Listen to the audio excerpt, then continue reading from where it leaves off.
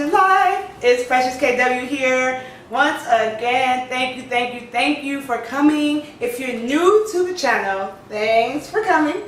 She's new, so we're thanking her. Subscribe below. Let me put my tea down. Subscribe below. Come back, share, join a friend, and we have some fun here. So we're grateful to be here. We're in a new location. We've been traveling a lot. We haven't been on set in a minute. But we're at Refuge Coffee Company in Clarkston, Georgia. My neck of the woods. I live like 7 minutes from here. That's all you're going to get because you're not going to know where I live. She's smart. Yeah, so. She's not only cute, she's smart. Oh, thank you. So we're here with Kitti Murry. This woman is a woman I get to worship with on Sundays and watch throughout the week. So it is an extreme honor to share her with you guys. So Kitti, thanks for coming. Oh, I'm honored. I love it. It's just fun to be with you, and it's fun to be with you in my home away from home, and your home away from home. Yeah, we get to be in a new place, and I get to see you in your elements outside of church. Cool. So let's just get started. You guys, make sure you're paying attention because we're going to get an inside scoop of someone who's living simply and passionately and has been doing so in so many different ways. So, can you tell us, who are you? Okay. I am, let me see, where should I start? I'm from Nashville, Tennessee, so I'm a Southern woman.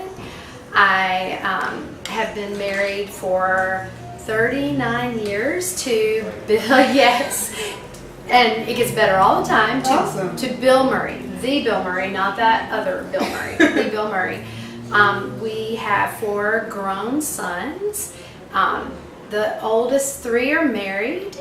They have beautiful wives, and we have 8 grandchildren. Wow. So we've got a big old family thing going on. It's still growing. Bill was a pastor for 30 years and now works for a nonprofit. I was a soccer mom mostly and a pastor's wife, but also a writer, and now I'm the founder and Chief Excitement Officer of Refuge Coffee. So that's Excitement Officer, I love it. That's my role. So that's what I do. And it is simple. It's really simple. It's really not even about coffee, although I think we have a great product. It's about just making people feel good and feel welcome. In case you guys don't know, Clarkston is 1.6 square miles, so it's small, but it's the most densely populated city in all of Georgia. And in the 80s, the UN started resettling refugees here. So people always ask us, where the refugees who live here come from. They come from wherever the hardest things in the world are going on. So over half of Clarkston's residents are foreign-born, most of those refugees. So that's our world. We live here. We've lived here almost 5 years. And Refuge, we started officially 2 years ago in May. Awesome. So it's still a really new startup phase. So we're a coffee shop here, but we're not really a shop. We have this indoor space, but we do all our coffee stuff on a truck. And then we have another truck that we take out and we cater all over town. Awesome. And we do job training with refugees. Awesome. So she got a little head on what I did. I just couldn't stop talking. I love it. That's how I am. So we're in good company. I know. Just interrupt me. No. Yeah. I can't interrupt you because I'm sitting here taking it all in. The beauty of the fact that it's 2 years old and you guys have been on PBS, on CNN, just because you're following what God has for you. Yeah, that amazes me because that's not something we've really sought, although we probably should have. We just didn't really have the time to do the PR work to get. I think what's happened is that the refugee crisis is on everybody's mind. Coffee is kind of a fun, still trending thing, and food trucks.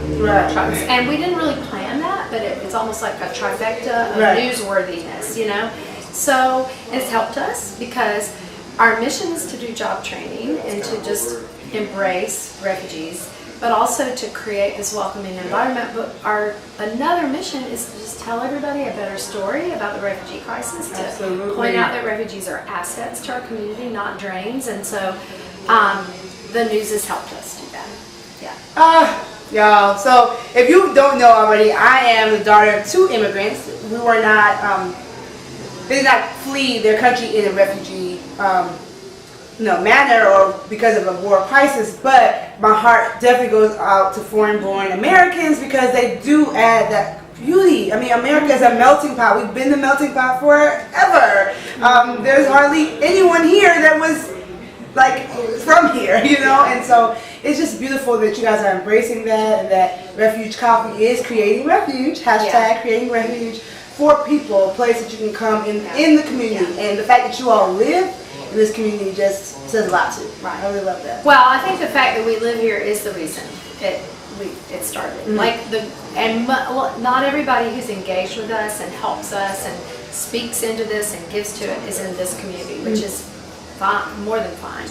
But it's cool that there's a real nucleus of people who are live here. Therefore, this means investing in their neighbors. You know. Awesome. So we now know a little bit of who Kitti Murry is. Bubbly, Chief Excitement Officer of mom, grandma, wife, mentor, just all of that. And then what Refuge Coffee is, which is great and awesome in all different ways that it works. So what, other than the fact that you wanted to create a new narrative or help spread a new narrative about the refugee community, why? What else? So what other reasons was this started? Okay. Can I come at it from multiple angles? Absolutely. Okay. I'll angle it. I have at least 2 angles to share. More than that, probably. The first, I'll just start with who I am, and so I told you this story earlier, but I think I'm a hyper welcomer. So I will introduce people to each other 5 times, and they finally kind of look at me like, yes, we know each other, but I just want to make sure people know each other. That's just a part of how God has made me. Another thing is, I think that's tied in with hospitality. So just maybe for your younger viewers, which most of you are probably a lot younger than me, but when our kids were little, and we had 4 in a row, and so I was at home a lot. And I remember whining to my husband and saying, you are out there changing the world, and I'm at home and I bake the brownies. That's all I'm good for. I can just bake the brownies.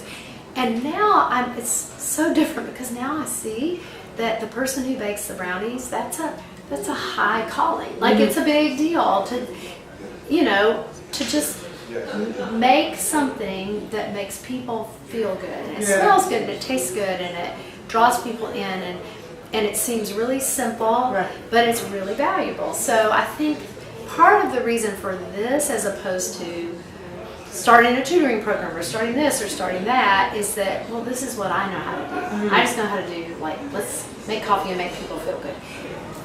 The good thing is, the coffee we make has exceeded my abilities, because we brought somebody on who knows how to do it better than me. So but to get that whole urge to create an environment that people feel good in and feel loved. So the second reason, I always felt like it was from the Lord, and I prayed about it a lot, but I went away for a day, and I went to a coffee shop, but I went to one that has an outdoor space, and I went and sat by the Chattahoochee River, and so the strategy I had for that day was I just went through the Old and New Testament and looked up every verse that referred to God as a refuge, because we had the name already. We were at least thinking about the name.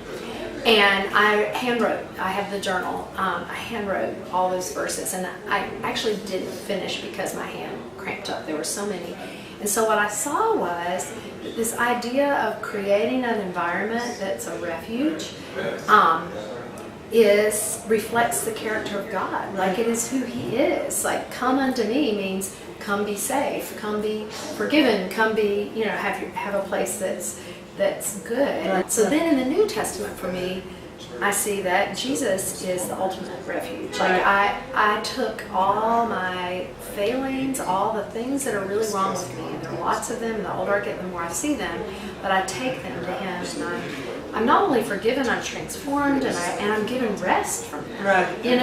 So really, this space, even though we're a non-faith-based nonprofit, but that doesn't matter because this is who God is, right. and this is what He made His people to do for each other. So this why that's rooted in who God is helps me to simplify, because I actually don't live all that simply, and I often complicate things. And so if I have this kind of North Star to look to, then other things that don't matter kind of fall away. It helps me to figure that out. So awesome. So in listening to your two aims of like why this started, the main things that stuck out to me is like doing what you do and who you are well, and realizing that who you are doesn't change based on your role. Like whether you're baking brownies or being the chief excitement officer for this, you are just that person who wants to make people feel safe, and the hospitality. Yes. That is what's being rung out throughout your life's mission, and just your purpose. So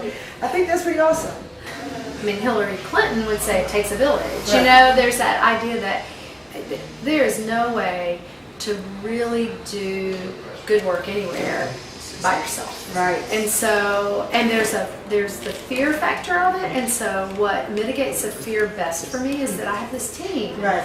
And we, and I don't always even lead it. Like it's whoever is in charge of that particular aspect of what we're doing, they lead. Right. And so, and early on, one of the things I knew, but forgot for a while and had to relearn is that you don't do good for people, you do good with people. Yes. And so that, I mean, it fits everything else, but what's beautiful about that is, again, that this involves teamwork, and really the brownie baking person is important, but not by herself, or himself. Like there's got to be other people to enrich it. So,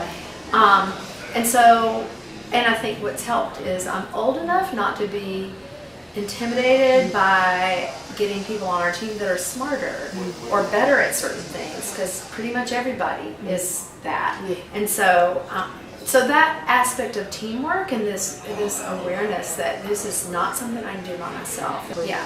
I mean, there's this saying that if you want to go fast, go alone. If you want to go far, go with someone else. So that's just the beauty of this, and the beauty of even with me with Simply Passionate Life. In the very intro video, I said that you will not just see me on this channel. Like I want to show other people who are living simply and passionately and taking other people along with them. So if I find like the most passionate person who is like on their own and only tries to help me, myself, and I, they probably won't be on Simply Passionate Life. It has to be people who are willing to take other people along with them. And it's so powerful what you said about you can be confident when you stay in your own lane. Like stay in your lane and know that somebody else is going to be an expert in their lane. And we can all be in here working with each other to make the world better. And just being okay with where you are. I just love the fact that Refuge is only 2 years old and so much has happened in this short 2 years. It helps me feel really excited that Simply Passionate Life is 3 months old, and we have so much, You got lots of great stuff ahead of you. It's fun. Awesome. So how do we stay in touch with Refuge Coffee? How can we be a part of what you guys are doing? What can my followers look forward to? Well, just the technicality of it, you can stay in touch with us through social media. So we're at Refuge Coffee Co. on Instagram, Twitter, and Facebook. We have a website, refugecoffeeco.com, and there's a way to sign up for a newsletter there. We don't send them out that often, probably 2 a month maximum. If you're local, come have coffee. We're just right in the center. Is amazing. I'm so glad you like it. So come just have coffee, because we're here 6 days a week, every day but Sunday, 7 a.m. to 6 p.m. So just being here with us and engaging and just showing up is a huge thing. So as just a coffee company, we would barely be hanging on. But if we want to do things like do job training and offer a lot of other things to the community, then we rely on donations for that. So it's like half earned income, half donations. So we're still, if you can give. Monthly giving helps us. life's too short to be desperate, so we're not really desperate, but we do need help. So March 18th, we do a sale called Shop Refuge. We sell items for $2.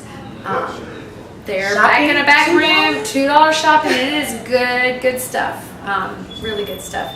And it's a fun day. It's 7 a.m. to 7 p.m. It's like all day shopping extravaganza. But what's fun is the community comes together. So you will shop alongside our refugee neighbors. We just really believe that we don't stand back and say, here, we get in together and do it.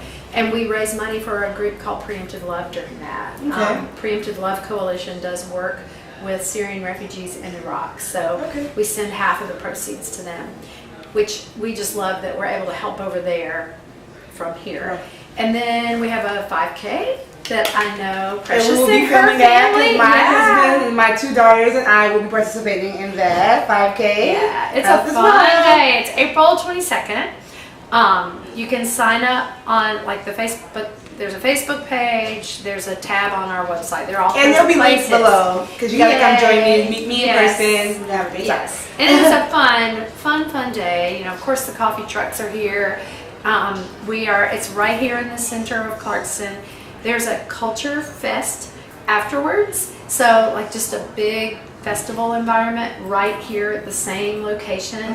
As soon as the race is over, there'll be that. Kids are free, so there's a 5K that's free. I mean, 5K you sign up for and it's really inexpensive, but the 1 mile fun run will be free this year.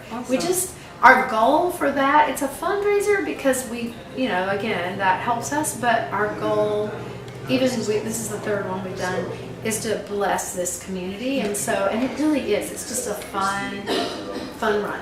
Awesome. Oh my gosh, Kitti. Thank you.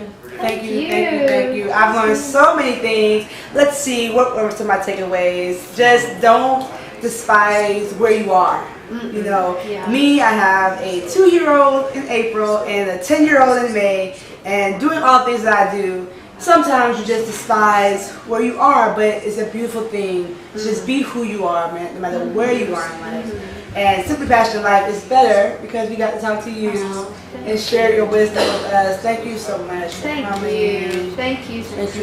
So you guys make sure that you share this video, that you tell us what are you trying to do, where are you in life that you sometimes tend to despise, but it's really a blessing, it's really a gift. Write that below. Sign up for the 5K if you're in the Atlanta area so we can run together for our neighbors. We are one global community. So let's just treat each other like neighbors regardless of where we're from, what we look like. You see, it's my sister right here. That's right. We don't look anything alike. We don't look alike. Oh, I wish. Maybe a little bit. Thank you for coming. See y'all next week with Simply and Passionate. And I usually dance with time. So you have to dance with me. Oh, you didn't tell me that. I can dance. All right, see y'all later. Bye.